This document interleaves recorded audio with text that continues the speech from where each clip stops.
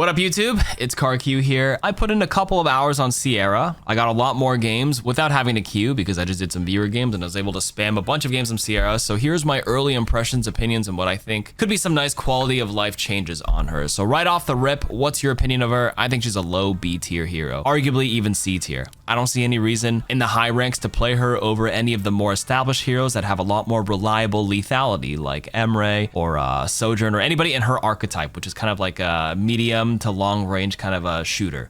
So the ones that translate most to this are like even like Soldier is pretty good this season, Emre, Sojourn, etc, etc. I'm not really comparing her so much to any of the flankers because that's not her role, but compared to those, I don't feel like she does that job any better than any of the other ones. So off the rip, I think she's on the weak side. That being said, I think she's fun and she offers like a unique niche, and I think her strength is less about this rifle and way more about the grenades. This thing is actually quite strong if it lands, and her ultimate, which does a disgusting amount of damage if they stand in it. So the comps she excels in right now are playing against slow, grounded base brawl or poke. So if they play clumped up with like a Ramatra, a Sigma, or anything like that, and they play like very standard on the ground heroes, not fast moving dive, like sure, her grenades can get some great AoE value, so can her ultimates. But other than that, like she lacks the reliable lethality that the other heroes have. So let's start with her Helix Rifle. I think everything else here is fine with her stats. This thing starts really wide. Those first 4 bullets are like here and here, and then they tighten. But the speed of this projectile is honestly so bad. I think it's slower than Lifeweaver's. And everybody who plays Lifeweaver knows that, like, yes, obviously if you hit a stationary target, you can do a lot, but if they have any sort of movement, Tracer, or anybody, like, you're not tracking them reliably. And Sierra kind of feels like, obviously, like, the shoots a lot more bullets, but it's the same problem. If they have a Tracer, like, I'm doing this, like, this weapon itself is kind of ass. Just my opinion right now. Obviously, that ties into her tracking shot, which is the bread and butter, and is what makes her her.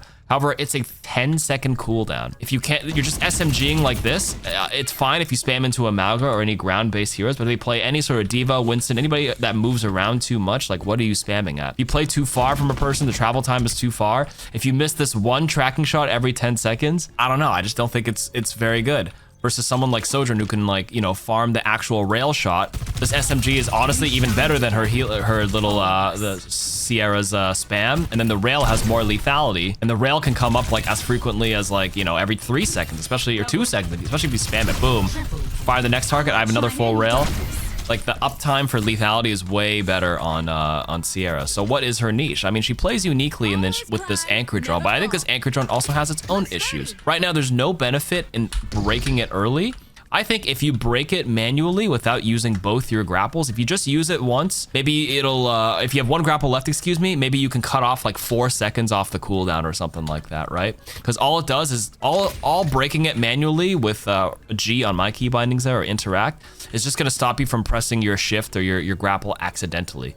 So right now, if I break it early, like nothing, 3, 2, 1, it's a 10-second duration on a 12-second cooldown. So whether I break it immediately now, it goes on a 12-second cooldown, or I just leave it up, use the grapple, and break it early, I still have the same cooldown. So maybe a benefit to breaking it early without using both charges. Now the drone itself has, I don't even know how much HP, it doesn't say it. I think it's like 30 HP.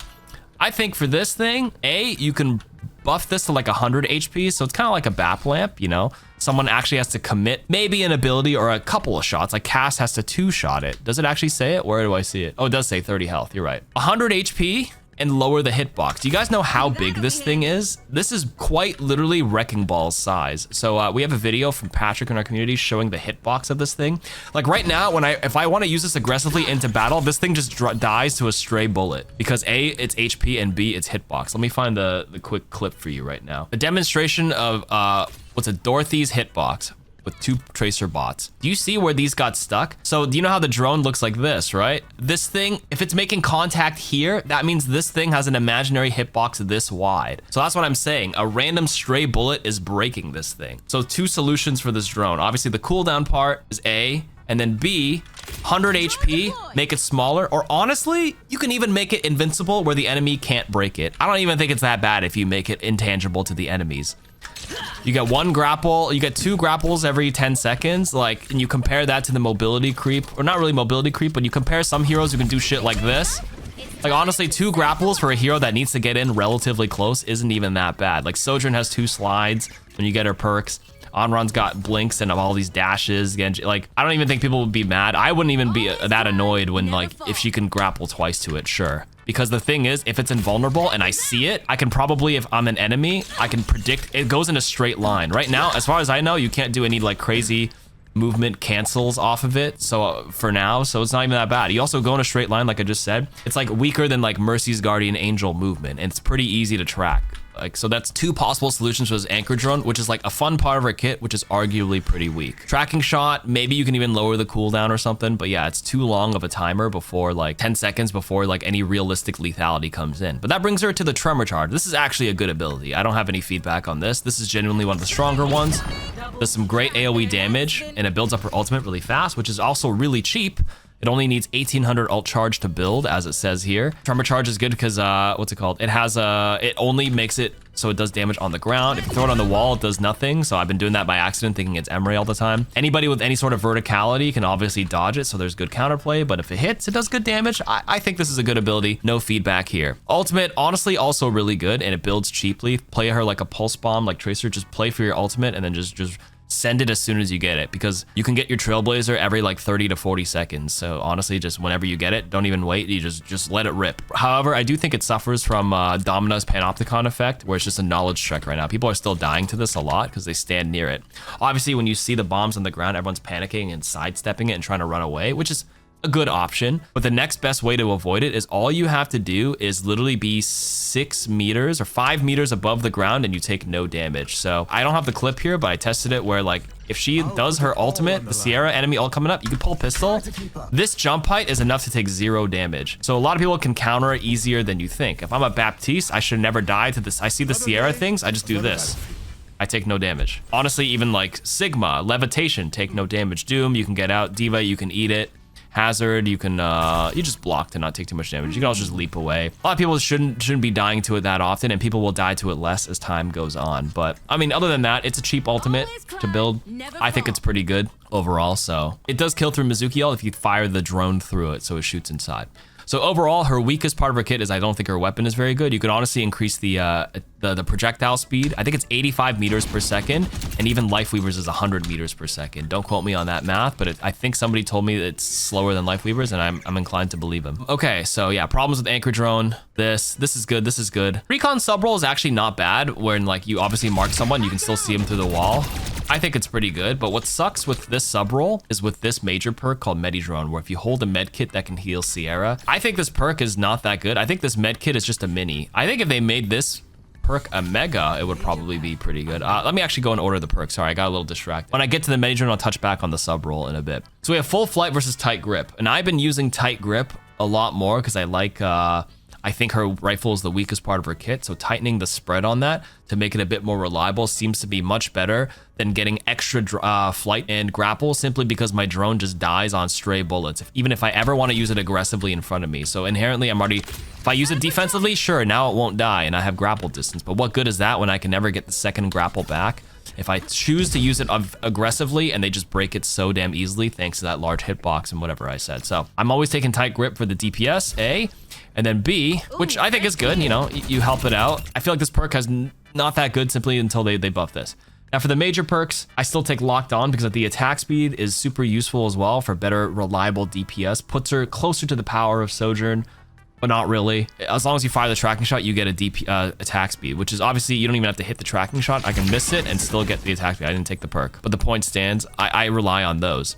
I don't think the Medidrone one is that good because it's simply just a mini health pack, and the mini doesn't do much for you in the sub roll. So right now, it's a mini health pack that is 75 HP only, and because there is the global healing reduction of what's it called, when you damage people, the global debuff of healing is 30%. So like that health pack is healing 60 HP or 50 something HP after the reduction. And remember, my drone can just randomly die, so that thing is useless if I go to it. If I put it up and I want to go to it and it gets shot mid-air, okay, well, where's my health pack? It's dead. It's already gone.